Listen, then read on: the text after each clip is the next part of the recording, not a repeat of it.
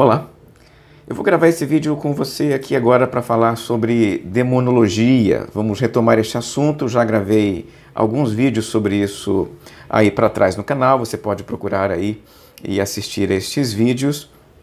Mas eu gostaria de dedicar este material, esse conteúdo aqui agora, para analisar e sintetizar para você um documento apócrifo, um documento conhecido como Testamento de Jó. Eu não vou gravar apenas este não, vou gravar outros vídeos, e nestes vídeos eu vou olhar para a demonologia que surge na literatura apócrifa. E por que fazemos isso? Porque quando comparamos o Novo Testamento com o Antigo Testamento, percebemos que há uma mudança de ênfase. No Antigo Testamento, os seres demoníacos aparecem pouco e de forma discreta. E os anjos também. A gente vai conversar sobre anjo de uma maneira geral, mas eu vou focar na questão dos demônios. Então, no Antigo Testamento aparecem poucos demônios, poucos seres demoníacos e de forma discreta. Satanás, por exemplo, ele surge no Antigo Testamento poucas vezes. O nome, a palavra Satã, ela ocorre mais de 30 vezes, cerca de 33 vezes no Antigo Testamento. Mas, em poucas oportunidades, o termo é usado para descrever um ser celestial. Este ser celestial que aparece, por exemplo, no livro de Jó, aparece no livro de Crônicas, aparece no livro de Zacarias. Esse personagem pessoal, ele ocorre poucas vezes. Agora, na literatura apócrifa, não, ele surge muito. E no Novo Testamento também, ele surge muito. Então, quando comparamos o Novo Testamento com o Antigo Testamento, nós percebemos, então, que há uma mudança de ênfase. Estes seres aparecem mais no Novo Testamento e menos no Antigo Testamento.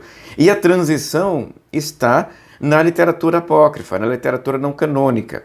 Estes livros promoveram uma acentuada descrição destes seres. Eles aparecem muito, eles agem muito, eles fazem muito. Estes textos refletem muito sobre estes seres. Então vou gastar alguns vídeos para conversarmos sobre este assunto com vocês. O primeiro texto que eu vou discutir, já mencionei para você, é o livro Testamento de Jó. Esse documento, ele surge em meados de 100 a 75 a.C., ele foi produzido por um autor anônimo na Palestina em língua hebraica. Mas o documento original em hebraico ou aramaico se perdeu e nós só temos hoje em dia a versão grega desse documento que sobreviveu, possivelmente por meio de comunidades judaicas alexandrinas, lá no Egito. Ele pode ser classificado como um comentário ao livro de Jó. Os estudiosos chamam de Midrash. É um Midrash do livro de Jó. É um comentário, é um autor que lá em meados do ano 100, ele resolve comentar o livro de Jó e enquanto comenta ele faz aí as suas inserções, as suas interpretações. E aí então ele tem uma maneira muito curiosa de apresentar Satanás no livro. Como nós sabemos, Satanás aparece no livro de Jó em dois momentos. No primeiro momento, na corte celestial, quando Deus autoriza a fazer o mal sobre a propriedade de Jó, sobre a família de Jó, mas não sobre o próprio Jó. E no segundo momento, também lá na corte celestial, quando Deus autoriza Satanás para fazer o mal, aí sim, ao corpo de Jó. E aí ele aparece nesses dois momentos e não aparece mais, né? No caso do Testamento de Jó, o autor, lendo o livro canônico de Jó, se pergunta quem é esse personagem, de onde ele veio, o que ele fez. Então, no Testamento de Jó, nesse documento, ele expande a atuação de Satanás. Ele vai narrar na forma de uma novelinha, inclusive, uma pequena novela, né? Aquilo que Satanás fez, tentando explicar aí a atuação dele na vida de Jó. Tudo começa quando o Jó ouve em sonho, na verdade ele vê em sonho um ídolo ali perto de onde ele morava e o anjo diz para ele em sonho que aquele ídolo era um ídolo do diabo, que o diabo usava para desencaminhar as pessoas por meio da idolatria. Então ele, em sonho, conversa com o anjo e pede ao anjo autorização para destruir o ídolo. o anjo dá, mas diz logo em seguida que assim que ele destruísse o ídolo, Satanás iria para cima dele com tudo que ele tinha. Então iria usar as séclas, iria usar outras pessoas, iria usar toda a força demoníaca para atacar Jó em represália ao que Jó fez com o ídolo. Jó diz que topava, aceitava o desafio, né? Aceitava então essa missão difícil. Quando ele acorda, ele faz aquilo que ele decidiu fazer em sonho, ele vai lá, destrói o ídolo, joga o ídolo no chão e corre para casa. O texto diz que ele voltou para casa rapidamente, entrou dentro de casa, fechou a porta e disse para os seus empregados que não queria atender ninguém. Ninguém deveria aparecer, ninguém deveria entrar dentro de casa. E ele fica lá escondido lá, né? Satanás vai atrás, tentando descobrir quem é que fez aquilo e logo chega até a casa de Jó, mas chega disfarçado, ele se disfarça de um pedinte. Ele bate na porta na forma de um pedinte, o empregado de Jó não deixa entrar, vai lá perguntar a Jó, Jó logo percebe que é Satanás e manda ele voltar para trás, não deixa ele entrar, e o empregado não deixa o homem entrar. Numa segunda tentativa, Satanás retorna pedindo pão, ainda como um pedinte. O empregado pergunta a Jó o que fazer, Jó sabe que é Satanás e manda dar um pão mofado, um pão estragado para o pedinte ou para Satanás disfarçado de pedinte.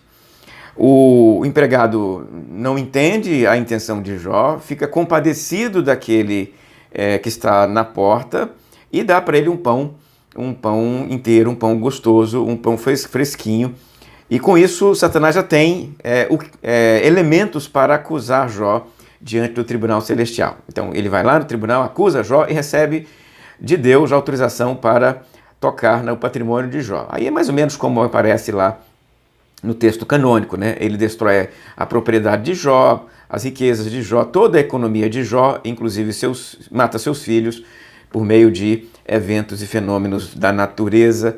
Então, aquilo que aconteceu lá no livro de Jó, o autor aqui retoma. Logo em seguida, para dar sequência à história, ele retorna uma segunda vez no tribunal celestial e recebe de Deus autorização para tocar no corpo de Jó. Então Satanás volta e fere Jó com doenças, enfermidades, ele fica muito doente. E a esposa dele, que nesse texto é identificada pelo nome. Cadê o nome dela aqui? Ó? Aqui aparece o nome dela. No Midrash de Jó, no Testamento de Jó, o nome dela é Citidos. Citidos é o nome dela. Citidos, a esposa de Jó, estava lá com ele, do lado dele, cuidando dele, mesmo doente. O texto, o Midrash de Jó, o Testamento, diz inclusive que Citidos, após a enfermidade de Jó, cuidava de Jó. Trabalhava carregando água para comprar pão para os dois, ela e Jó, que haviam sobrado na família, né? Satanás não perdeu o desejo de destruir Jó, não consegue entrar na casa, mas ele faz de novo aí uma artimanha e engana a mulher de Jó. Ele se transveste de vendedor de pão, bate na porta, a mulher diz que não tem mais dinheiro para comprar pão, e ele diz que entregaria o pão a ela em troca de uma mecha de cabelo. É isso mesmo, uma mecha de cabelo. A mulher corta um pedacinho de cabelo, dá para o Satanás, disfarçado de vendedor de pão. Satanás pega o cabelo, entrega o pão para ela e com isso tem autoridade sobre seus pensamentos e sentimentos e induz a mulher agora a fazer aquilo que o relato de Jó descreveu, que é incitá-lo a desertar, a apostatar, a renegar a pessoa de Deus. Ela faz isso, ela incita Jó à apostasia e depois ela cai morta, morre. Jó logo percebe que aquilo era um fenômeno satânico, que Satanás havia colocado aquelas palavras, induzido a sua esposa a falar aquilo, e então ele repreende Satanás e acusa Satanás de ser covarde, porque em vez de confrontá-lo diretamente, o faz por meio de sua esposa enfraquecida pela pobreza. Ele então diz que Satanás é covarde porque não ataca diretamente, convoca Satanás para a guerra diretamente, e Satanás, sabendo que não consegue lutar diretamente com Jó, desiste de atacá-lo e se afasta de vez. O texto termina desta forma, dizendo então que após a desistência de Satanás, Jó recuperou todos os seus bens, se casa novamente e tem outros filhos ali com a sua nova esposa, não é? A esposa nova se chama Diná, aqui agora nesse testamento de Jó. Então, o que nós podemos levantar a respeito da perspectiva deste documento judaico do ano 100 a.C. a respeito de Satanás? Podemos dizer o seguinte: pelo menos este autor e pessoas em volta dele, porque esse documento foi escrito para um grupo, né? Alguém escreve para outras pessoas lerem. Este autor e algumas pessoas tinham esta perspectiva sobre Satanás, que era uma figura já bem desenvolvida. Enquanto no livro de Jó aparece pouco e o texto fala muito pouco sobre ele, aqui ela já é uma figura do mal, que dirige uma espécie de império do mal, que tem como propósito desencaminhar as pessoas de Deus. O texto descreve Satanás como aquele que promove a idolatria e, neste processo, ele afasta as pessoas de Deus. O texto também descreve Satanás como uma figura sedutora das pessoas. Ele tem capacidade de se disfarçar, então ele está andando entre as pessoas disfarçado de vendedor de pão, de mendigo, de pedinte, tentando por meio disso conseguir brechas para desencaminhá-las.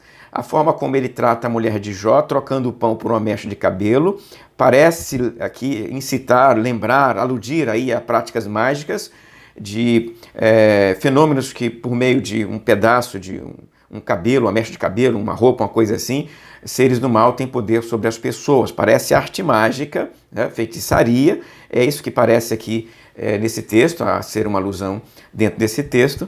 Então ele é um instrumento também da feitiçaria, um ser que usa de artes mágicas e feitiçaria para atacar as pessoas.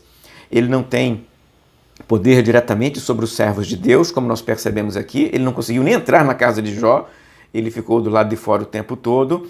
Então ele tem poder para fazer o mal, mas o poder dele é limitado pela própria pessoa de Deus. No relato aqui do testamento de Jó, ele também não faz nada contra Jó sem Deus autorizar, e ainda assim ele tem seus limites, o seu poder é limitado, já que ele não pôde entrar dentro da casa, ele não pôde atacar Jó diretamente, ele fez o mal à esposa de Jó apenas quando ela entregou um pedaço de cabelo para ele, ou seja, o autor descreve a figura de Satanás como uma figura que faz o mal, mas ainda de forma limitada. Para o autor de Jó, Satanás, então, ele se transmuta, ele se transforma, ele se disfarça de pessoas, animais e até fenômenos da natureza. No livro aqui, a chuva que matou os filhos de Jó, na verdade era o próprio Satanás que estava por trás, na forma de chuva, matando lá os filhos de Jó.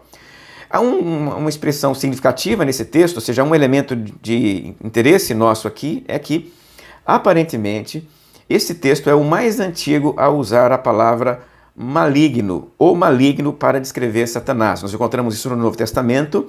A palavra maligno aparece bem antes, é verdade, é um termo comum antes, mas é um termo usado anteriormente como adjetivo. No livro de Jó, o maligno, no texto grego é hoponeros, é uma expressão sinônima de Satanás. Então, o maligno aqui já é um termo próprio, um nome sinônimo para Satanás, e isto me parece ser uma das mais antigas ocorrências desta expressão na tradição judaica.